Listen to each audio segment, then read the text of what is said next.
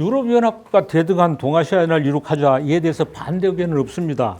그러나 나라의 크기가 너무 다르고 근래 적대 관계가 누재되어 있고 사회 체제가 달라서 어렵습니다. 난관을 피하고 연합을 성사시키기 위해 슬기로운 대책을 아주 구체적으로 현실적으로 내놓습니다.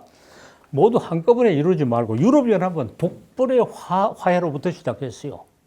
우리도 한일의 화해로부터 시작하면 좋으나 난관이 많아요. 그래서 순서를 바꾸자 이거예요. 한일이 화합하면 독불의 화합 맞는 효과가 있어요. 적대관계 없고 특색이 상반되어 서로 도움이 되는 두 나라가 먼저 화합하는 것을 본보기를 줍니다. 한국과 몽골의 연합이라는 것이 많이 이야기되는데 아주 적절합니다. 몽골은 세계를 제패할 때도 우리 고려는 그렇게 괴롭히지 않았어요. 몽골은 국토가 넓고 인구가 적으며 한국은 인구가 많고 국토가 좁은 것이 서로 완전히 상반되기 때문에 서로 필요로 하는 조건입니다. 경쟁이 아니라 협동만 가능해요.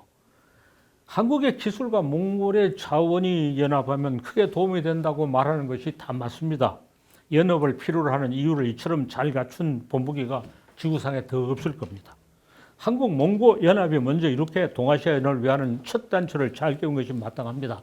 지금 이 방향으로 잘 가고 있어요. 내가 처음 하는 이야기 아니요. 동아시아 연합이라면 동아시아가 어떤 곳인지 깊이 생각해야 합니다. 유럽의 기독교 문명권이라면 동아시아는 유교와 불교가 외유 내불의 관계를 가진 유불 문명권입니다. 유불 문명이라는 것은 다음 강의에서 더 자세히 말합니다. 같은 문명을 일으키는 유도는 종교학, 철학, 역사학, 정치학 등 세상에 행세하는 어느 학문에서도 밝혀 없을 만큼 더 넓습니다. 유럽의 기독교나 동아시아 유불교는 다른 종교를 택한 이교도나 종교가 없는 무종교인들까지도 유럽 사람들 기독교 안 믿는 사람이 훨씬 많은데도 기독교를 기본으로 한 동질성을 가지고 있어요. 유럽 사람 기독교 거의 안 믿어 이제는. 그래도 기본적인 심성에 그게 깔려 있어요. 그래서 공동의 잠재의식을 노리면서 피아를 구분하게 하고 또 서로 같은 쪽은 서로 화합하게 하고 다른 쪽은 멀어지게 하는 작용을 하고 있어요. 예, 우리의 심성의 기본은 유불 문명이다. 그렇게. 난 기독교를 믿는데 기독교를 믿어도 그 심성의 근저에는 유불 문명이 있어요. 그렇죠. 동아시아는 유교 문명권이라서 불교를 낮추어 본다면 동아시아 연합을 이룩한 차정이 있습니다. 유교와 불교의 화합을 먼저 이룩해야 동아시아 화합이 이루어집니다. 유교 문명의 내부의 대립을 적절하게 활용할 수 있습니다. 유교는 중국 중심의 사회적 차등을 옹하는 배단이 있었습니다. 그걸 시정해야 돼요. 그러니까 불교가 대등을 대안으로 제시해 동아시아 연합을 더 큰 기여를 하는 것이 마땅합니다. 이것을 시정하는 데는 불교가 필요합니다. 몽골 한국 연합은 몽골을 앞세워야 돼요. 한국 몽골이라고 말하면 안 돼요. 단연히 몽골 한국이라고 말해야 돼요. 상대방을 높여야 돼요. 불교의 동질성에 근거를 두고 이루어집니다. 몽골은 유교는 별로 없어요. 불교의 동질성을 가지고 이루어져요. 불교는 유교보다 더 넓게 자리를 잡고 있습니다. 연합의 범위가 장차 저 멀리 불교를 따지면 저 스리랑카까지도 이룰 수 있어요. 이 넓은 세계가 있어요. 이런 생각을 하면서 몽골 한국 연합을 항상 몽골 한국 연합이라고 말해야 된다 그랬어요. 몽골 한국 월남의 연합으로 확대하는 것이 당연히 바람직합니다. 거기에 월남이 들어와야 됩니다. 근데 월남은 너무 덩치가 크고 비중이 높기 때문에 월남과의 화합을 이루기 위해서 조금 다른 길을 가자고 했어요. 한국과 일본의 화합을 이루기 위해서 지금 멀리 돌아가는 겁니다. 자, 월남과 불교는 한국은 불교를 정신개발하고 중국 중심주의에서 벗어나려고 하는 동지입니다. 그러면서 월남과 한국은 최근에 좀 불편한 관계가 있었어요. 또 월남은 자존의식이 매우 강한 사회주의 국가이며 또 인구가 매우 많은 큰 나라입니다. 인구를 가지고. 그래서 몽골 한국과는 대등하지 않고 우리가 우월하다 이렇게 생각할 수 있어요. 그리고 한국의 기술과 월남의 노동이 결합해 생산을 크게 향상한다 이렇게 말하면 월남이 기분 나쁘게 생각할 수 있어요. 우리가 몸을 더 낮춰야 돼요. 몸을 더 낮게 생각을 낮춰야 돼요. 그러면 몽골 한국이 월남과 결합하기 전에 중간 과정을 하나 거쳐야 되는데 그것은 대만과의 연합입니다. 대만이 독립된다고 가정합시다. 대만 독립을 부추기려고 하는 얘기 아닙니다. 중국이 보고 너 나쁜 놈이다 하지 말기 바랍니다. 만약에 대만이 독립한다면 하는 이야기입니다. 그러면 대만은 어떤 결정이든지 대만이 독립한다면 몽골, 한군, 대만의 연합은 쉽게 이루어질 수 있습니다. 대만이 안전을 다지기 위해서 고립에 벗어나고 중국에서 혼자 떨어져서 마치 고아같이 돼요. 아, 고아가 아니다. 몽골, 한국 연합하고 합치면 아주 든든한 이웃이 있다. 그리고 경제 발전하는데도 서로 유리합니다. 몽골, 한국, 대만 연합이 이루어진다면 대남 연합가 상당한 설정을 가져 월남이 자기중심주의를 버리고 연합을 선택하기로 할 것이라고 생각합니다. 왜냐하면 몽골, 한국, 대만의 연합은 인구수에서 월남하고 비등해요. 덩치를 좀 이렇게 키워야 월남이 같이 놀락할 거예요. 월남이 더 큰 나라입니다. 사회주의 이념의 경직성을 완화하고 사회주의 불행한 게 아니에요. 완화하고 민족문화의 저층을 이루는 불교를 소중하게 여기면서 한국, 몽골, 대만과 대등할 관계고 연합에 참여한 것이 유익하다고 판단하고 결단을 내릴 수 있습니다. 몽골, 한국, 대만, 월남의 연합은 그리 어렵지 않게 이루어지라고 생각합니다. 자, 여기까지 되면 일본이 가만히 있을 수 없어요. 일본을 끌어들이면 끝으로 중국이 거만한 자세를 버리고 야, 우리 같이 놀자 하게 될 겁니다. 그런 순서대로 작전을 채워 나가자는 거죠. 몽골, 한국, 대만, 월남 연합이 거대한 유무로 이루어지면 일본이 동의하지 않을 수 없습니다. 아시아를 떠나 유럽으로 가서 이웃 나라들보다 우월하다기에는 차등론을 불고 대등한 화합을 이 바람제가 열고 돌아올지 않을 수 없어요. 진정으로 상당한 기관을 뜸을 들이면서 이 말은 쉼표를 붙여서 뒤에까지 걸리랍니다. 영국처럼 일본이 들락날락하게 하지 말고 영국과 일본은 자기들이 주변부라고 주변부이면서도 자존심은 지나치게 커요. 그러니까 들락날락하는 거예요. 주변부란 조건과 자존심이 지나치다는 두 가지하고 합쳐가지고 영국도 들락날락해요. 일본도 들락날락해요. 들락하지 말고 잘 이웃과 합쳐서 몽골, 한국, 대만, 월남, 일본의 연합이 이루어지면 아주 큰 소득이 있습니다. 일본은 2단계에서 연합해야 된다고 생각합니다. 월남이 먼저 연합하고 몽골, 한국, 대만, 월남, 일본 연합은 중국에 큰 충격을 줄 것입니다. 덩치가 아무리 커도 따돌림을 당하면 소외감을 느끼고 살아가는데 이룰 것이 없습니다. 중국이 참여를 원해도 일본을 받아들일 때보다 더 오랜 유예 기간을 두고 중국 보고 들으라고 말하지 말고 더 오랜 기간을 두고 중국하고 나머지하고 지내다가 중국은 중국보다 동아시아가 더 크다는 것을 분명히 깨달을 때까지 기다려야 합니다. 네, 중국에 가서 거듭 말했습니다. 중국보다 동아시아가 더 크다. 중국이 크다지만은 중국보다 동아시아는 더 크다. 예, 중국이 크다는 걸 행사하지 마라. 더 큰 동아시아가 있다고 했는데 예, 잘 실감 느끼지 않아요. 왜냐하면 동아시아를 전체로 보지 않고 하나하나로 봐서 중국은 어떤 나라보다 더 크다. 우리가 큰 놈이 어디 있느냐. 아니, 동아시아 전체는 더 크다. 돈타가 동아시아 어떻게 전체냐. 하나하나 다 따로따로 있지. 예, 동아시아가 전체라는 것을 알아야 중국이 우리보다 더 큰 놈이 있구나. 크다고 자랑하는 놈은 더 큰 놈한테는 머리를 숙여요. 네, 동아시아는 더 커요. 여기서 일본까지 연합했으면 더 커요. 인구수는 적을지 몰라도 면적도 넓고 다양성도 있고 여러 가지 역량이 더 커요. 그럴 때 중국이 친구가 됩니다. 중국이 한 나라가 아니라 여러 나라로 동아시아에 가는 것은 피차 유익한 줄 알면 이것이 더 바람직해요. 몽골, 한국, 대만, 월남, 중국까지 연합이 안심하고 이루어져서 평화와 번영을 누릴 수 있습니다. 이 순서대로 작전을 일으켜서 가야 합니다. 자, 나라를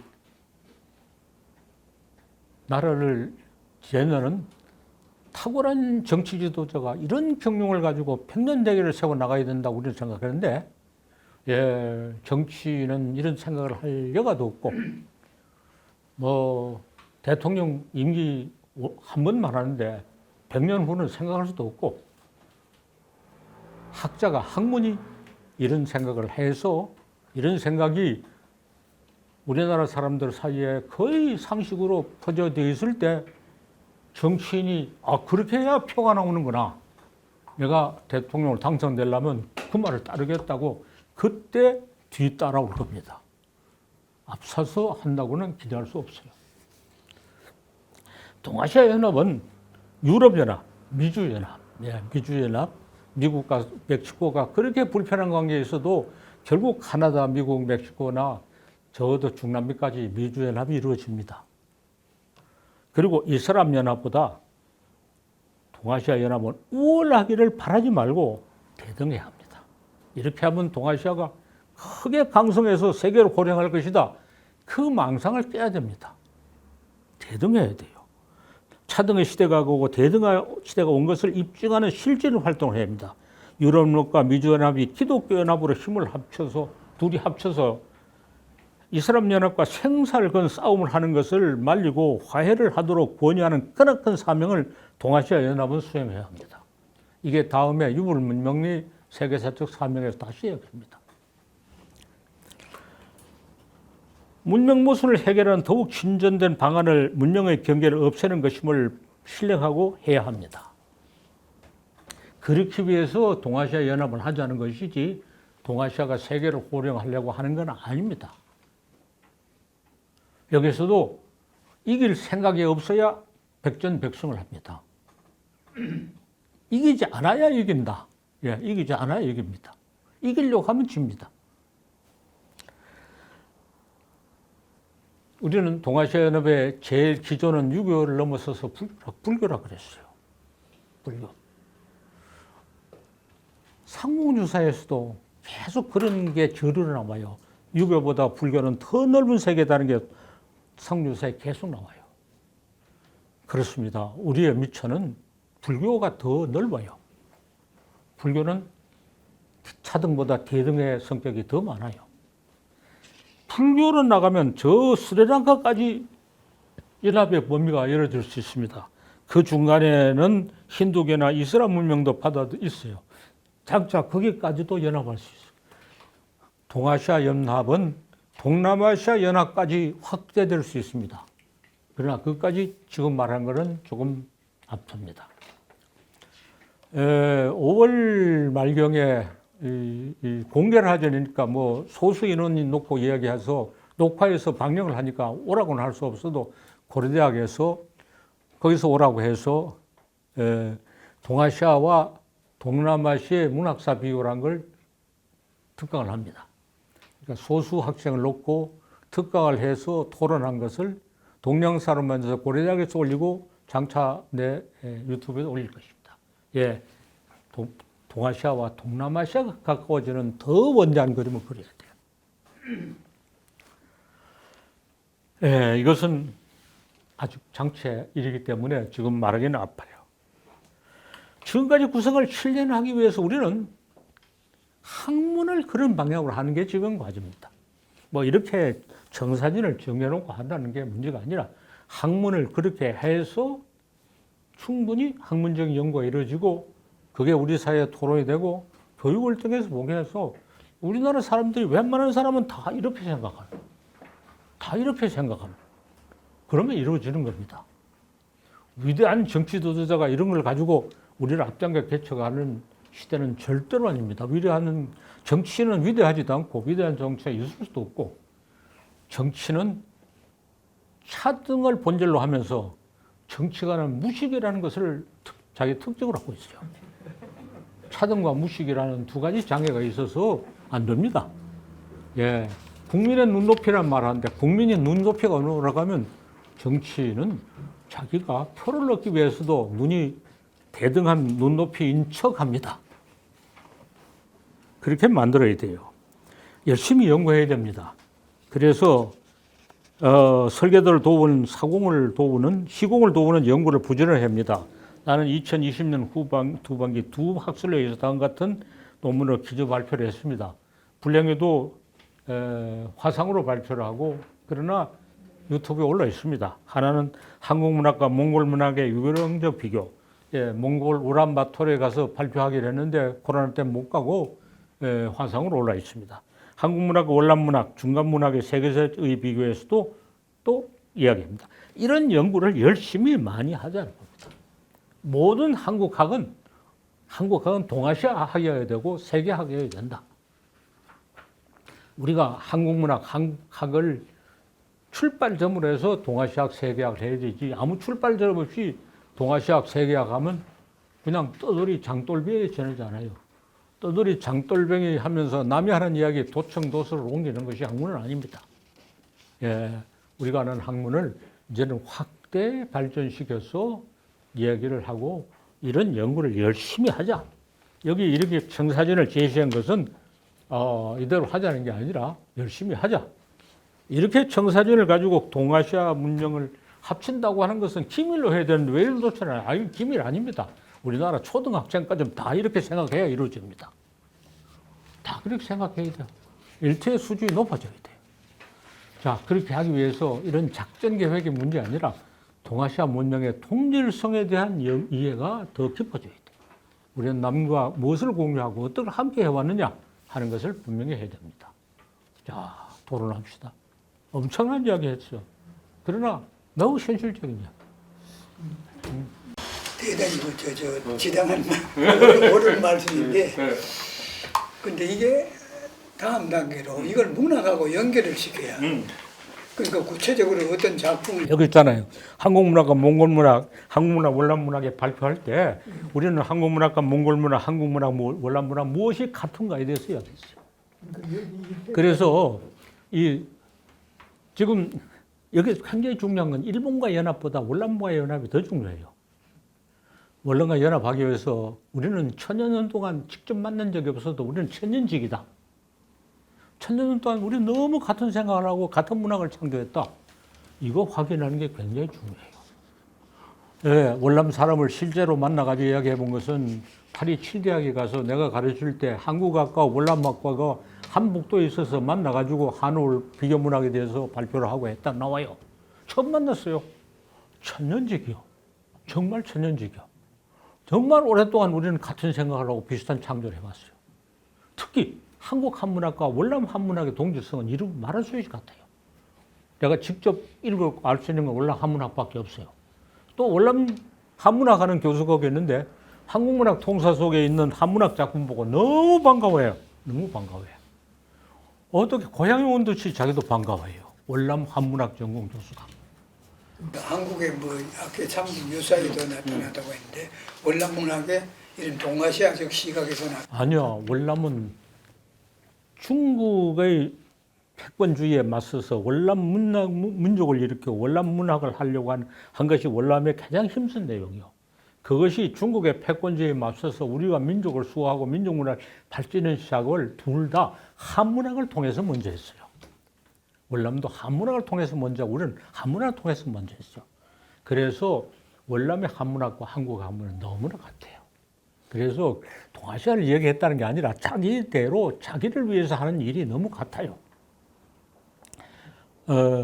그게 어떻게 얼마나 같으냐 하는 것은 한국문학과 월남문학이라는 이 논문 속에서 한문학 작품을 4개를 들어서 동질성을 비교하는 게 중요한 내용입니다. 그러나 오늘날 월남 사람들은 이제 한문 공부하지 않고 한문학 열심히 공부하지 않는데 파리 7대학의 월남인 교수는 물론 프랑스 국적을 가지고 프랑스 오래 산 사람입니다. 월남 한문학 전공자 있어요. 거기. 한국문학 통사에 한문 시 원문 보고 너무 반가워해요. 나도 이진시문이라고 우리나라 동문성 같이 월남의 한문학 고전을 역주했는 거, 한 권은 월남학 거 빌려서 복사하고 2권, 2권, 3권은 파리에 있는 월남 선생님이 샀어요. 너무나 비슷해요. 천년지기요. 한국과 일본의 한문학보다 훨씬 더 가까워요. 그래서 한국과 월남은 다 같은 문명권의 중간부다예요.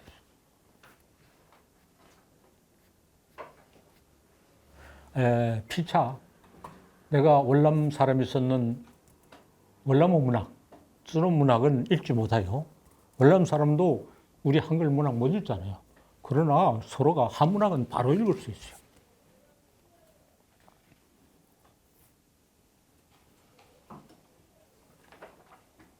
꼭 단계를 우리나라에서 동아시아 그리고 세계로 가야 되는지 항상 궁금합니다. 바로 세계로 가고 우리가 세계화 대등해지면 이제 동아시아나 동남아시아 그리고 이제 모두가 나서서 우리도 대등하다고 나가는 게 더 현재 상태로 세계로 가면은 유럽 문명권 하나인데 우리는 혼자요.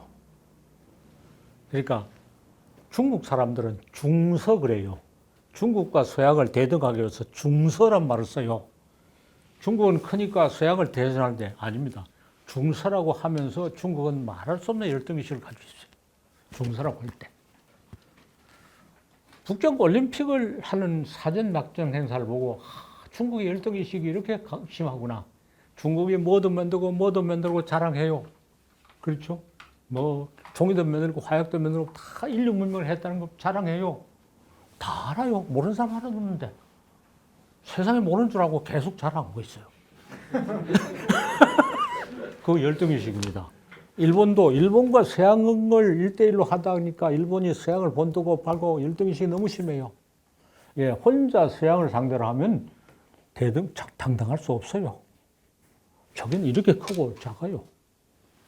그래서 현재 상태로 세계화했을 때 우리가 떳떳하지 못하고 우리가 꿀린단 말이죠. 꿀리죠. 그러니까 일본과 중국과 일본은 서양으로 단독으로 대등할 때 당당하지 못했는데 우리는 당당하다. 그렇게 할 수 없어요. 예, 우리도 동아시아가 하나가 될 때 대등해져요. 우리가 동아시아가 하나가 되지 않고 세계화를 하는 것은 바람직하지 않아요. 뭐 어디 요행이 물건 잘 만들고 뭐 해가지고 앞설 수 있죠? 아닙니다. 당당하려면 학문입니다. 자기들은 유럽의 학문, 서양의 학문을 하고 있는데 우리는 한국의 학문 해서는 안 돼요. 일본처럼 수입학연을 하고 말아요. 네, 우리는 동아시아 학문을 하고 세계 학문을 해야 돼요. 우리 대학에서 동아시아 학문으로 역량가가 있는 것을 꽉 채워 먹어야 나가서 당당해져요. 그래서 학문을 열심히 해야 되고 교육도 잘해야 돼요. 나는 국제비교문학회 이런 데 가서 서양 사람 논쟁할 때 항상 동아시아를 내놓고 논쟁을 했지 한국 이렇다 말하지 않았어요. 아, 우리 동아시아는 이렇다. 이렇게 말했을 때 유럽 사람들이 아, 그게 그러냐. 동아시아 유럽하고 결국 같지 않느냐. 그럴 때 일본 사람도 참 그게 그렇구나 하고 말하지. 가서 한국이 이렇게 잘난 나라고 문화유산이 풍부하다 하면 말이 안 돼요. 그런데 가서 한국을 자꾸 홍보하는 발표를 하려고 하는 사람들이 있는데 겉도 보지도 않아요. 겉도 보지도 않아요. 예, 항상 동아시아를 밀고 나가야 돼요. 동아시아를. 네덜란드에서 열린 국제비교문학회에서 중국 문학을 한국 월남, 일본 월남이 이렇게 번역해서 번역의 역사가 이렇게 바뀌었다. 이렇게 동아시아 전체가 이렇다고 하니까 유럽 사람들이 아, 그러냐. 그렇죠. 거기에서 한국, 일본, 월남, 뭐 중국이 누가 잘나고 못나고 이 내부적인 경기는 거기 가면 아무 이가 없어요. 전부 한 통속이 되어 가야만 먹혀 들어가요. 지금 이제 전제가 굉장히 많이 달라지긴 했지만 이게 이제 위계적으로 굉장히 포괄되면서 처음에 이제 계급 모순에 대해서 대응하시다가 다음에 이제 민족 모순은 말씀하시고 이제 문명 모순을 극복하는 예, 이제는 문명 모순이 가장 큰 문제죠. 가장 큰 문제고 결국은 이 동아시아 그 연합의 순서라는 것은 세계 문명이 어떻게 화합하고 어떻게 대등한 관계를 가져야 되는가에 대한 실질적인 지금 방안이시잖아요. 그렇죠. 네.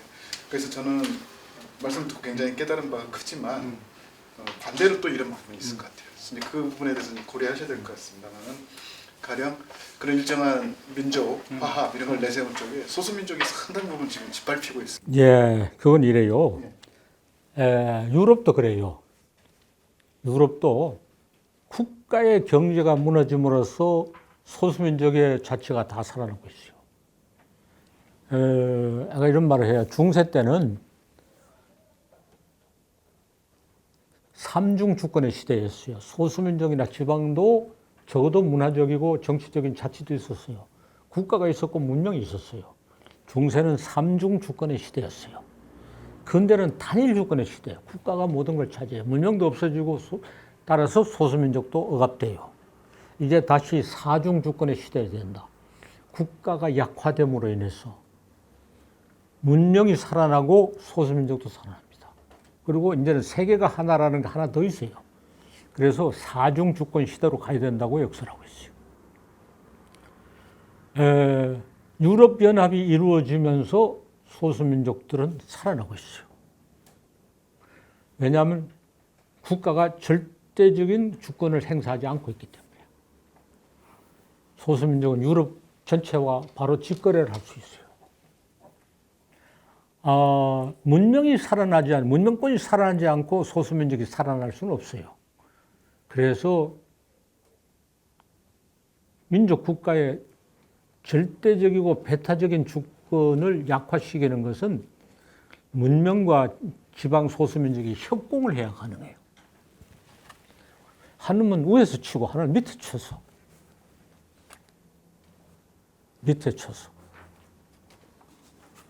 결국 이게 이루어지려면 언어 문제가 해결이 돼야 되는데 언어 문제는 이제 다중 언어 시대. 이제 언어가 통일되는 게 아니라 적어도 사중 주권 시대는 4개의 언어를 다 모국어로 구사하는 시대가 온다. 언어 문제에 여기 있어요. 근대가 되었을 때는 중세는 글 공부하는 사람하고 글 배우는 사람하고 일하는 사람이 갈라져 있어요. 글 배우는 사람은 글 배우고 나는 일해요. 그러다가 근대가 되면서 야 너는 왜 글만 공부하냐 다 일해라. 그래서 한문 같은 거 못하게 하고 쉬운 국문이나 하고 다 일하게 됐어요. 지금 어떠냐? 노동의 종말이라고 봐요. 생산활동을 송사하는 시간은 점점 더 줄어들어요. 기술의 발달로. 남는 시간이 너무 많아져요. 남는 시간에 대해 말 배워야 돼요. 남는 시간에 말 배우는 것보다 더 생산적인 일은 없어요. 그래서 소수민족의 언어, 그 나라의 공용어, 그 민족의 언어, 세계 통용되고 있는 교통어를 4개를 다 잘 아는 사람. 인도가 그래요. 인도는 내가 말했죠. 초등학교는 자기 지방의 언어로 공부해요. 중등학교에는 그 주의 공용어로 공부해요. 벵갈어, 힌디어, 마라티어로 공부해요. 대학은 영어로 공부해요. 왜? 막 섞여 왔는데 서로 못 알아들어요. 그래서 인도 사람들은 모국어가 셋이요. 자기 지방 말, 그 다음에 자기 주의 말, 영어 3개. 영어는 교통어지만은 자기 주의 말이 다 다른 사람들이 대학에 와서 소통하기 위해서 영어 외에는 안 돼요. 다른 델리 대학에서 또는 네루 대학에서 강의를 해요. 이 사람은 힌디어, 이 사람 마라티어, 구자라티어 하는 사람들이 모였어요. 안 돼요. 힌디어로 강의하려고 하면 다 반발해요. 영어로 강의해요. 초등학교는 자기 지역어, 중등학교는 자기 주요, 대학은 영어로 강의하는 인도의 방식이 앞으로 세계 모형이 될 겁니다.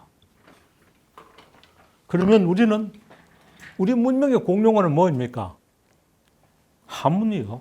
구두는 없어요.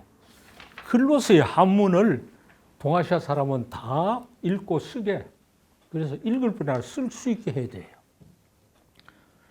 그럼 우리는 제주도 말, 한국어, 한문, 그리고 세계적인 교통어, 뭐 영어도 있지만은 불어도 있고 아랍어도 있어요. 스페인어도 그 글씨를 해요. 그 중에 한두 개. 이걸 다 잘하는 사람. 제주도는 제주도 말과 한국어를 이중언어 사회로 해야 된다고 주장하고 있어요. 제주도 초등학생들은 다 제주도 말로 공부하고 중등교육은 한국어로 공부하는 것으로 바꿔야 되지 않을까. 외지에 간 사람은 어떻게 해요? 외지에 간 사람도 제주도 살면 초등학교 때 제주어로 공부하게. 데모하지 않을까요? 네? 거기 간 부모들이 데모하지 않을까요? 아니 그게 정상이요. 그게 정상이요.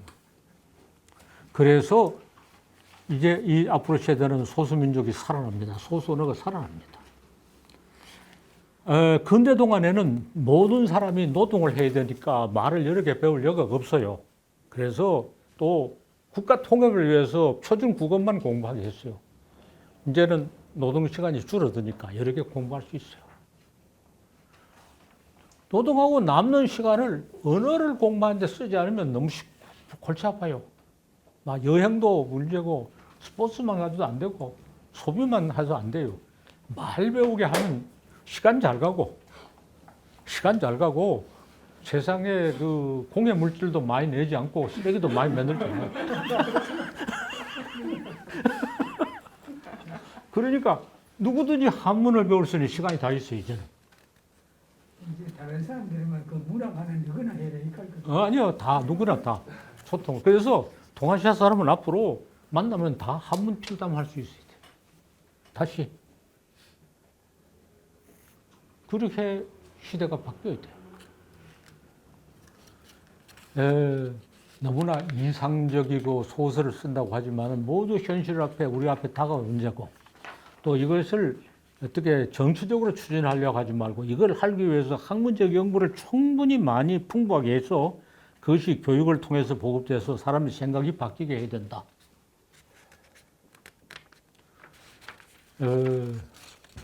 언어 교육을 제주도 말 외에는 사실은 방언을 회복해야 될 이유가 적지만 그래도 그렇잖아요. 경상도 말과 표준 말에도 상당한 차이가 있고 경상도 말이 가지고 있는 경상도 말도 내가 하고 있는 경상도 북부지방 말 또 중부지방 말 달라요. 그 굉장히 가진 언어 자질이시죠. 네, 그렇게 해서 그런 지방어를 살리는데 구비문학이 지극히 중요한 역할을 해요. 구비문학을 통해서 하는 거죠. 내가 계명대학에 구비문학을 가르치다가 서대 선생님이 와서 물려줬어요. 그래서 언어 실습실에서 녹음 테이프를 틀어놓고 1시간 수업을 해요. 2시간씩 교실에서 하고. 그런데 서대 선생님이 틀어놓고 하니까 학생들은 와 웃는데 자기는 못 알아듣었어요. 선생이라는 사람이. 경기도 사람이니까. 무자격자지요. 그런데 열심히 공부하고 자기 부인을 대구 사람을 얻고 해서 나중에는 아주 탈통하게 됐어요. 예. 그 지역의 언어를 살리는 데 있어서 공연히 살리는 게 아니라 구비문학을 통해 살려야 돼요. 예. 구비문학이 그런 점에서 아주 중요한 역할을 해요. 중국의 소수민족 언어를 살리는데도 중국에서 민간문학이라 하는 구비문학이 주도적인 역할을 하잖아요. 그럼 한족의 언어라고 하는 것도 구비문학은 다 다른데 그건 열심히 하지 않고 있죠. 예, 구비문학 연구의 의의가 각 지역어를 살리는 것과 연결되어서 굉장히 크다고요. 그래서 구비문학에 대해서 뭐 별의별 수 다 떨어지만 정말 심도 있는 조사 연구는 경상북도 북부지방에서만 하게 했어요. 왜냐하면 속속들이 알거든, 그거는. 그래서 구비문학은 그런 생장의 배경이 없으면 조금 곤란해요. 대도시에 자라고, 신식으로 자라고, 미안한 얘기지만 집안 대대로 기독교를 믿고 한 사람 구비문학은 발이 땅에 붙지 않아요. 그래서 대학원에 학생들이 와서 뭘 전공할까 물어보고 어디서 어떻게 생장했는지를 보고 넌 이걸 하라 저거래. 임재 교수가 대학원에서 만났는데 현대 소설을 한다 그래. 그럼 어디서 자라고 어떻게 했는데 안동 금소동 출신이라고. 두 말 말고 구비문학을 해라. 무슨 놈의 현대 소설이냐고 말이지. 현대 소설을 했으면 현대 소설 하는 중에 매일 꼴찌가 됐을 거예요. 자기가 자라면서 이미 알고 있는 게 너무 많은 거예요. 자라면서 이미 알고 있는 것이 너무 많은 사람만 구비문학을 하고 있고 또 자기 고장에 해야 진짜 외교를 해요.